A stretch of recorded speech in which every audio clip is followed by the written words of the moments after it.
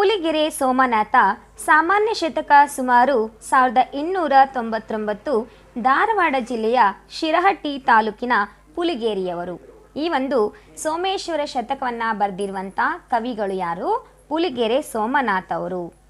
ಈ ಒಂದು ಪುಲಿಗೆರೆ ಸೋಮನಾಥ ಅವರು ಸಾಮಾನ್ಯ ಶತಕ ಸುಮಾರು 1899ರಲ್ಲಿ ಧಾರವಾಡ ಜಿಲ್ಲೆಯಲ್ಲಿ ಬರುವಂತಹ ಶಿರಹಟ್ಟಿ ಎನ್ನುವಂಥ ಒಂದು ತಾಲೂಕಿನಲ್ಲಿ ಪುಲಿಗೆರೆ ಎನ್ನುವಂಥ ಒಂದು ಸ್ಥಳ ಇದೆ, ಗ್ರಾಮ ಇದೆ. ಆ ಒಂದು ಗ್ರಾಮದಲ್ಲಿ ಜನಿಸಿದ್ದಾರೆ. ಇವರನ್ನು ಪುಲಿಗೆರೆ ಸೋಮನಾಥನೆಂದೇ ಪ್ರಸಿದ್ಧಿಯನ್ನು ಪಡ್ಕೊಂಡಿದ್ದಾರೆ. ಯಾಕಂದರೆ ಪುಲಿಗೆರೆನಲ್ಲೇ ಹುಟ್ಟಿದ್ರಿಂದ ಇವರು ಪುಲಿಗೆರೆ ಸೋಮನಾಥ ಎನ್ನುವಂಥ ಒಂದೇ ಹೆಸರಲ್ಲೇ ಪ್ರಸಿದ್ಧಿಯನ್ನು ಪಡ್ಕೊಂಡಿದ್ದಾರೆ.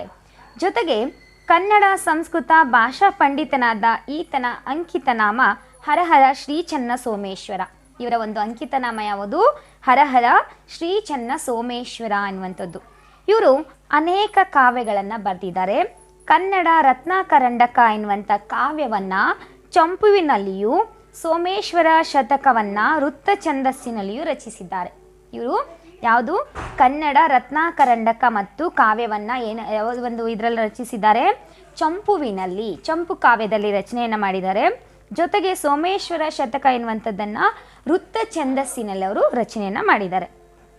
ಇವರು ಪ್ರಕೃತ ಚೌಪದಿಗಳನ್ನು ಅಂದರೆ ಪ್ರಕೃತ ಪದ್ಯದಲ್ಲಿರುವಂತಹ ಚೌಪದಿಗಳನ್ನು ಕನ್ನಡ ಸಾಹಿತ್ಯ ಪರಿಷತ್ತು ಸಂಪಾದಿಸಿರುವಂತಹ ಸೋಮೇಶ್ವರ ಶತಕ ಎನ್ನುವಂಥ ಕೃತಿಯಿಂದ ಆಯ್ಕೆ ಮಾಡಿ ನಮಗೆ ಕೊಡಲಾಗಿದೆ ಅನ್ನುವಂಥದ್ದನ್ನು ಗಮನಿಸಬೇಕು. ಈ ಒಂದು ಪದ್ಯದ ಆಶಯ ಭಾವನ ನೋಡ್ತಾ ಹೋಗೋಣ. ಪದ್ಯದ ಆಶಯ ಭಾವ: ಸಮಾಜದ ಅವಿಭಾಜ್ಯ ಅಂಗವಾದ ತಂದೆ, ತಾಯಿ, ಮಗ, ಪತ್ನಿ, ಗುರುಗಳ ಜವಾಬ್ದಾರಿಗಳನ್ನು, ದ್ವಿಜ, ರಾಜ, ಮಂತ್ರಿ, ಭಟ ಮೊದಲಾದವರ ಕರ್ತವ್ಯಗಳನ್ನು ಈ ನೀತಿ ಶತಕದಲ್ಲಿ ಮಾರ್ಮಿಕವಾಗಿ ಹೇಳಲಾಗಿದೆ. ಅಂದರೆ ಈ ಒಂದು ಸೋಮೇಶ್ವರ ಶತಕದಲ್ಲಿ ಏನು ಹೇಳಿಕೊಟ್ಟಿದ್ದಾರೆ ಅಂದರೆ, ಸಮಾಜದ ಅವಿಭಾಜ್ಯ ಅಂಗ ಯಾರು? ತಂದೆ, ತಾಯಿ, ಆಮೇಲೆ ಮಗ, ಪತ್ನಿ ಮತ್ತು ಗುರುಗಳು, ಇವರೆಲ್ಲರೂ ಕೂಡ ಸಮಾಜದ ಒಂದು ಅವಿಭಾಜ್ಯ ಅಂಗವಾಗಿದ್ದಾರೆ. ಅವರನ್ನು ದ್ವಿಜ, ರಾಜ, ಮಂತ್ರಿ, ಭಟ. ದ್ವಿಜ ಅಂದರೆ ಬ್ರಾಹ್ಮಣ, ಭಟ ಅಂದರೆ ಸೈನಿಕ. ಇಲ್ಲಿ ಒಬ್ಬ ಬ್ರಾಹ್ಮಣ, ಒಬ್ಬ ರಾಜ ಮತ್ತು ಒಬ್ಬ ಮಂತ್ರಿ ಮತ್ತು ಒಬ್ಬ ಸೈನಿಕ ಯಾವ ರೀತಿ ತಮ್ಮ ಕರ್ತವ್ಯಗಳನ್ನು ಈ ಒಂದು ಜವಾಬ್ದಾರಿಗಳನ್ನು ತಮ್ಮ ಜವಾಬ್ದಾರಿ ಮತ್ತು ಕರ್ತವ್ಯಗಳನ್ನು ಈ ಒಂದು ಕೃತಿಯಲ್ಲಿ ಮಾರ್ಮಿಕವಾಗಿ ಹೇಳಿದ್ದಾರೆ. ಅಂದರೆ ಉದಾಹರಣೆಗಳನ್ನು ಕೊಡುವುದರ ಮೂಲಕ ಒಂದು ತಿಳಿಸುವಂಥ ಪ್ರಯತ್ನವನ್ನು ಪುಲಿಗೆರೆ ಸೋಮನಾಥ್ ಅವರು ಮಾಡಿದ್ದಾರೆ ಅನ್ನುವಂಥದ್ದನ್ನು ಗಮನಿಸಬೇಕು. ನಿಜವಾದ ಮಂತ್ರಿಗೆ ಇರಬೇಕಾದ ಲಕ್ಷಣ ದೇವರ ಅನುಗ್ರಹದಿಂದ ಕಾಲಾನುಕ್ರಮದಲ್ಲಿ ಸ್ವಾಭಾವಿಕವಾಗಿ ಆಗುವ ಬದಲಾವಣೆಗಳ ಬಗ್ಗೆಯೂ ವಿವರಿಸಲಾಗಿದೆ.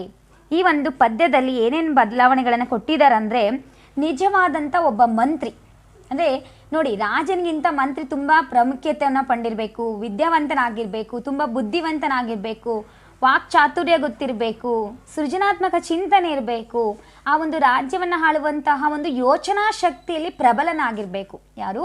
ರಾಜನಿಗಿಂತ ಮಂತ್ರಿ. ಆ ಮಂತ್ರಿಗೆ ಇರಬೇಕಾದಂಥ ಲಕ್ಷಣಗಳೇನು?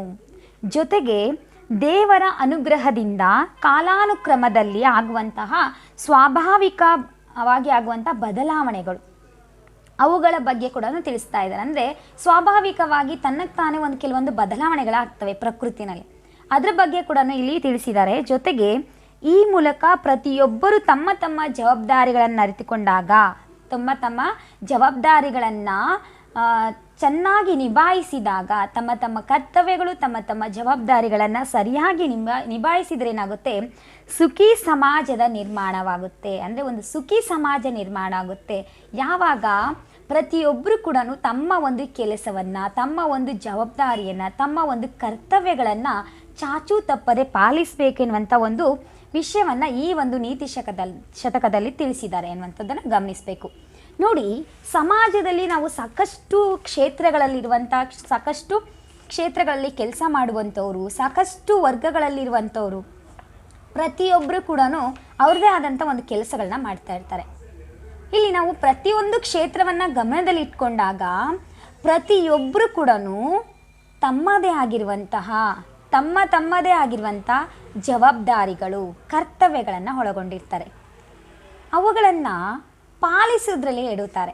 ಅಂದರೆ ಪ್ರತಿಯೊಬ್ಬರು ಕೂಡ ತಮ್ಮ ತಮ್ಮ ಜವಾಬ್ದಾರಿಗಳನ್ನು ತಮ್ಮ ತಮ್ಮ ಕರ್ತವ್ಯಗಳನ್ನು ಸರಿಯಾದ ಸಮಯಕ್ಕೆ ಮತ್ತು ಸರಿಯಾದ ಜವಾಬ್ದಾರಿಯುತವಾಗಿ ಜವಾಬ್ದಾರಿಗಳನ್ನು ನಿಭಾಯಿಸಿದಾಗ ಏನಾಗುತ್ತೆ, ಒಂದು ಸುಖಿ ಸಮಾಜ ಸೃಷ್ಟಿಯಾಗುತ್ತೆ.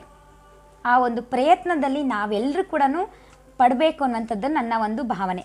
ಯಾಕಂದರೆ ಪ್ರತಿಯೊಬ್ಬರು ಅವ್ರವ್ರ ಕೆಲಸ ಸರಿಯಾಗಿ ಮಾಡಿದರೆ ಅಲ್ಲಿ ಬೇರೆಯವ್ರು ಹೇಳುವಂಥ ಅವಶ್ಯಕತೆ ಇರೋದಿಲ್ಲ. ಪ್ರತಿಯೊಬ್ಬರು ಕೂಡ ತಮ್ಮ ತಮ್ಮ ಜವಾಬ್ದಾರಿಯನ್ನು ಮಾಡಲೇಬೇಕು. ಒಬ್ಬ ತಂದೆ ಆಗಿರುವಂಥವ್ರು ಅವ್ರ ಜವಾಬ್ದಾರಿಯನ್ನು ಮಾಡ್ತಾರೆ, ಒಬ್ಬ ತಾಯಿ ಆಗಿರುವಂಥವ್ರು ಅವ್ರ ಜವಾಬ್ದಾರಿ ಮಾಡ್ತಾರೆ, ಒಬ್ಬ ಮಗ, ಪತ್ನಿ, ಗುರುಗಳು ಪ್ರತಿಯೊಬ್ಬರು ಕೂಡ ಅವ್ರ ಜವಾಬ್ದಾರಿಗಳನ್ನು ಸರಿಯಾಗಿ ಮಾಡ್ತಾರೆ. ಆದರೆ ಕೆಲವೊಂದು ಸಮಯದಲ್ಲಿ ಬೇರೆ ಬೇರೆ ಕ್ಷೇತ್ರದಲ್ಲಿ ಇದ್ದಂಥವ್ರು ಏನು ಮಾಡ್ತಾರೆ, ತಮ್ಮ ಒಂದು ಜವಾಬ್ದಾರಿಯನ್ನೇ ಮೈ ಮರೆತು ಬಿಡ್ತಾರೆ. ಹಾಗಾಗಬಾರ್ದು ಎನ್ನುವಂಥ ಒಂದು ಸಂದೇಶವನ್ನು ಕೊಡುತ್ತಾ ಬನ್ನಿ ಈ ಒಂದು ಪದ್ಯವನ್ನು ತಿಳ್ಕೊಳ್ತಾ ಹೋಗೋಣ.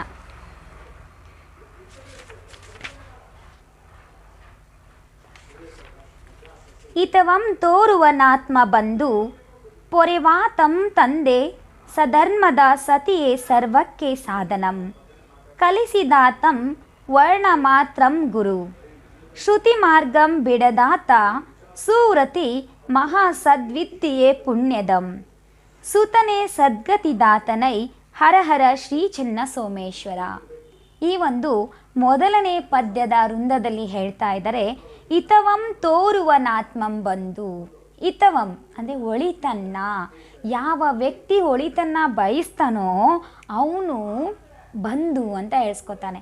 ನೋಡಿ, ಸಾಮಾನ್ಯವಾಗಿ ಬಂಧುಗಳು ಅಂದರೆ ಏನಿರಬೇಕಂದ್ರೆ ಹಿತವನ್ನ ಅಂದರೆ ಸರಿಯಾದಂತಹ ಒಂದು ಒಳ್ಳೆಯ ಒಂದು ವಿಚಾರವನ್ನು ಬಯಸಬೇಕು. ಹಿತವನ್ನು ಅಂದರೆ ಒಳಿತಾಗಲಿ ಎನ್ನುವಂಥ ಒಂದು ಭಾವನೆಯನ್ನು ಯಾರು ಇಟ್ಕೋತಾರಲ್ವಾ ಅವರು ಬಂಧುಗಳಾಗ್ತಾರೆ. ಸಾಮಾನ್ಯವಾಗಿ ನಾವೆಲ್ಲ ಗಮನಿಸ್ತಾ ಇರ್ತೀವಿ, ಬಂಧುಗಳು ಅಂದ ತಕ್ಷಣ ಏನಾಗ್ತಾರೆ ಅಂದರೆ ನಮ್ಮನ್ನು ಹಿತವನ್ನು ಕಾಯುವಂಥವ್ರು ಅಂದರೆ ಹಿತವನ್ನು ಕೋರುವಂಥವರ ಪ್ರಮಾಣ ಏನಾಗ್ತಾ ಇದೆ, ಕಡಿಮೆ ಆಗ್ತಾ ಇದೆ. ಹಾಗಾಗಿ ಹಿತವಂ ತೋರುವನಾತ್ಮಂ ಬಂಧು ಅಂದರೆ ಯಾರು ಹಿತವನ್ನು ಕೋರ್ತಾರಲ್ವಾ ಅವರು ನಮ್ಮ ಸಂಬಂಧಿಕರು, ಅವರು ನಮ್ಮ ಬಂಧುಗಳು ಅಂತ ಹೇಳ್ತಾರೆ. ಪೊರೆವಾತಂ ತಂದೆ, ಪೊರೆವಾತ ಅಂದರೆ ರಕ್ಷಿಸುವಂಥವ್ರು, ನಮ್ಮನ್ನು ಕಾಪಾಡುವಂಥವ್ರು ಯಾರು, ಆ ಒಂದು ತಂದೆ ಎನ್ನುವಂಥದ್ದು. ಸಧರ್ಮ ಸತಿಯೇ ಸರ್ವಕ್ಕೆ ಸಾಧನಂ. ನೋಡಿ, ಸಧರ್ಮ ಸತಿ ಅಂದರೆ ಧರ್ಮದಿಂದ ನಡೆದುಕೊಳ್ಳುವಂತಹ ಪತ್ನಿ, ಸತಿ ಅಂದರೆ ಪತ್ನಿ. ಇಲ್ಲಿ ಸಧರ್ಮ ಸತಿಯೇ ಸರ್ವಕ್ಕೆ ಸಾಧನಂ ಅಂದರೆ ಸಾಧನೆಯ ಒಂದು ಹಿಂದೆ ಪತ್ನಿ ಇರಬೇಕು ಅಂತ ಹೇಳ್ತಿದ್ದಾರೆ. ಅಂದರೆ ಒಂದು ಸಾಧನೆ ಮಾಡ್ತಾ ಇದ್ದಾನೆ ಪತಿ ಅಂದರೆ ಅದರ ಹಿಂದೆ ಏನಾಗಿರಬೇಕು, ಸತಿ ಇರಬೇಕು. ಹೇಗಿರಬೇಕು, ಸಧರ್ಮ ಅಂದರೆ ಧರ್ಮದಿಂದ ನಡ್ಕೊಳ್ಳುವಂತಹ ಪತ್ನಿ ಆಗಿರಬೇಕು. ಕಲಿಸಿದಾತಂ ವರ್ಣ ಮಾತ್ರಂ ಗುರು. ನೋಡಿ, ನಾವು ಎಲ್ಲ ಯೋಚನೆ ಮಾಡ್ತಾ ಇರ್ತೀವಿ ಅಂದರೆ ವರ್ಣ ಮಾತ್ರಂ ಗುರು ಅಂತ ಯಾಕೆ ಹೇಳ್ತಾ ಇದ್ದಾರೆ ಅಂದರೆ ಒಂದಕ್ಷರಂ ಕಲಿಸಿದಾತಂ ಗುರು ಅಂತ ಹೇಳ್ತೀವಿ ನಾವು. ಅಂದರೆ ಯಾರೇ ಗುರುಗಳಿರಲಿ ಒಂದು ಅಕ್ಷರವನ್ನು ಕಲಿಸಿದ್ರೆ ಸಾಕು ಅವರು ಗುರುವಿನ ಸ್ಥಾನವನ್ನು ಅಲಂಕರಿಸ್ತಾರೆ ಅಂತೇಳಿ. ಇಲ್ಲಿ ಕಲಿಸಿದಾತಂ ವರ್ಣ ಮಾತ್ರಂ ಗುರು ಅಂದರೆ ಒಂದೇ ಅಕ್ಷರ ಕಲಿಸ್ಲಿ ಅವರು ನಮ್ಮ ಗುರುಗಳು, ಆ ಸ್ಥಾನವನ್ನು ಪಡ್ಕೊಳ್ತಾರೆ ಅನ್ನುವಂಥದ್ದನ್ನು ಗಮನಿಸಬೇಕು. ಶ್ರುತಿ ಮಾರ್ಗಂ ಬಿಡದಾತ ಅಂದರೆ ಶ್ರುತಿ ಮಾರ್ಗ ಅಂದರೆ ಮಾಡಿರುವಂಥ ಕೆಲಸವನ್ನು ಆ ಒಂದು ಮಾರ್ಗವನ್ನು ಬಿಡದೇ ಇರುವಂಥವನು. ಸುವ್ರತಿ ಅಂದರೆ ಒಂದು ಒಳ್ಳೆಯ ಒಂದು ವಿಚಾರವನ್ನಿರುವಂಥದ್ದು. ಮಹಾ ಸದ್ವಿದ್ಯೆಯೇ ಪುಣ್ಯದಂ, ಮಹಾ ಸದ್ವಿದ್ಯೆಯೇ ಪುಣ್ಯದಂ ಅದನ್ನೆಲ್ಲ ಪಡ್ಕೊಂಡಿರುವಂಥವನೇ ಪುಣ್ಯವಂತ. ಸುತನೇ ಸದ್ಗತಿದಾತನೈ, ಸುತನು ಅಂದರೆ ಸುತ ಅಂದ್ರೇನು ಮಗ, ಆ ಸುತನೇ ಸದ್ಗತಿ ಆಗ್ತಾನೆ ಅನ್ನುವಂಥದ್ದನ್ನು ಹರಹರ ಶ್ರೀ ಚೆನ್ನ ಸೋಮೇಶ್ವರ ಅಂತ ಹೇಳ್ತಿದ್ದಾರೆ. ಅಂದರೆ ಒಬ್ಬ ತಂದೆ ಹೇಗೆ ಪೊರೆತಾನೆ ಅಂದರೆ ಪೊರೆಯುವುದು ಅಂದ್ರೇನು, ರಕ್ಷಿಸೋದು, ಬೆಳೆಸೋದು, ಸಾಕುವುದು ಅನ್ನುವಂಥದ್ದನ್ನು ಗಮನಿಸಬೇಕು. ಪ್ರತಿಯೊಬ್ಬರು ಕೂಡ ಏನೇನು ಮಾಡ್ತಾ ಇದ್ದಾರೆ ಅನ್ನುವಂಥದ್ದನ್ನು ತಿಳಿಸ್ತಾ ಇದ್ದಾರೆ. ಒಬ್ಬ ಬಂಧು ಅಂದರೆ ಹೇಗಿರಬೇಕು, ಹಿತವನ್ನು ಬಯಸಬೇಕು. ಒಬ್ಬ ತಂದೆ ಅಂದರೆ ಹೇಗಿರಬೇಕು, ಪೋಷಣೆಯನ್ನು ಮಾಡಬೇಕು. ಒಬ್ಬ ಸತಿ ಅಂದರೆ ಏನಾಗಬೇಕು, ಸರ್ವ ಸಾಧನವನ್ನು ಮಾಡುವಂಥ ಸಂದರ್ಭದಲ್ಲಿ ಹಿಂದೆ ನಿಂತಿರಬೇಕು. ಜೊತೆಗೆ ಒಂದು ಅಕ್ಷರವನ್ನೇ ಕಲಿಸ್ಲಿ ಅವರು ಗುರುಗಳು ಎನ್ನುವಂಥದ್ದು ಮಾತನ್ನು ಈ ಒಂದು ಮೊದಲನೇ ಪ್ಯಾರದಲ್ಲಿ ಹೇಳ್ತಾ ಇದ್ದಾರೆ ವೃಂದದಲ್ಲಿ. ಇನ್ನು ಎರಡನೇ ವೃಂದದ ವಿವರಣೆಗೆ ಹೋಗೋಣ. ಪ್ರಜೆಯಂ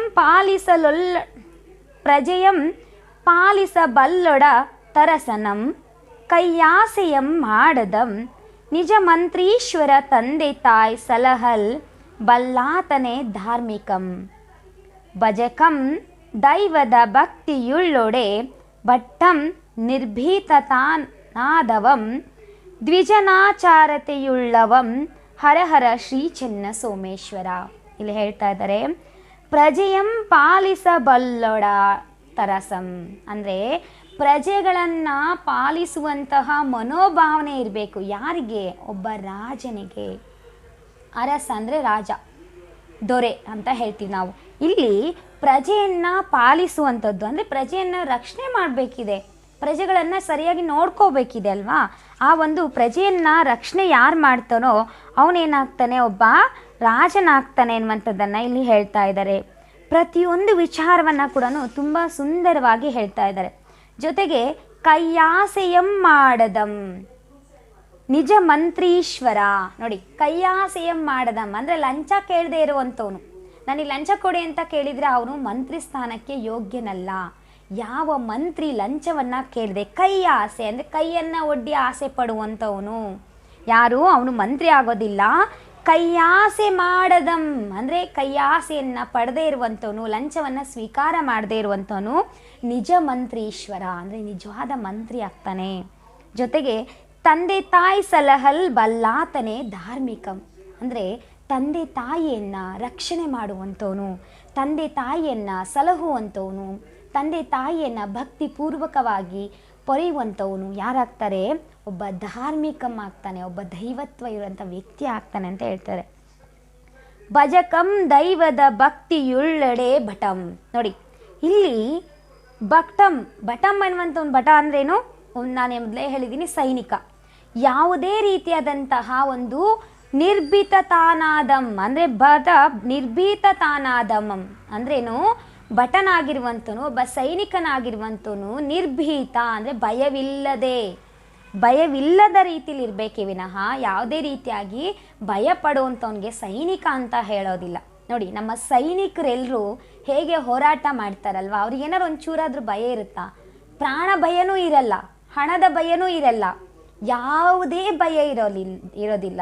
ಅವ್ರಿಗೆ ಭಯ ಇರೋದೇನೆಂದರೆ ನಮ್ಮನ್ನೆಲ್ಲರನ್ನ ರಕ್ಷಣೆ ಮಾಡಲಿಕ್ಕೆ ನನಗಿನ್ನೂ ಶಕ್ತಿ ಕೊಡಪ್ಪ, ಶಕ್ತಿ ನನಗೆ ಬರಲಿ ಅಂತೇಳಿ ಅನ್ನುವಂಥದ್ದಷ್ಟೇ ಭಯ ಇರುತ್ತೆ ವಿನಃ, ಆದರೆ ಯಾವುದೇ ಕಾರಣಕ್ಕೂ ಅವರು ನಮ್ಮ ದೇಶ ರಕ್ಷಣೆ ಮಾಡೋದ್ರಲ್ಲಿ ಯಾವುದೇ ರೀತಿ ಭಯವನ್ನು ಪಡೋದೇ ಇಲ್ಲ. ಗಮನಿಸಿ, ಸೈನಿಕರಿಗೆಲ್ಲರಿಗೂ ನಿಜವಾಗ್ಲೂ ಕೂಡ ಅವ್ರಿಗೆ ನಮಸ್ಕಾರವನ್ನು ಮಾಡಲೇಬೇಕು.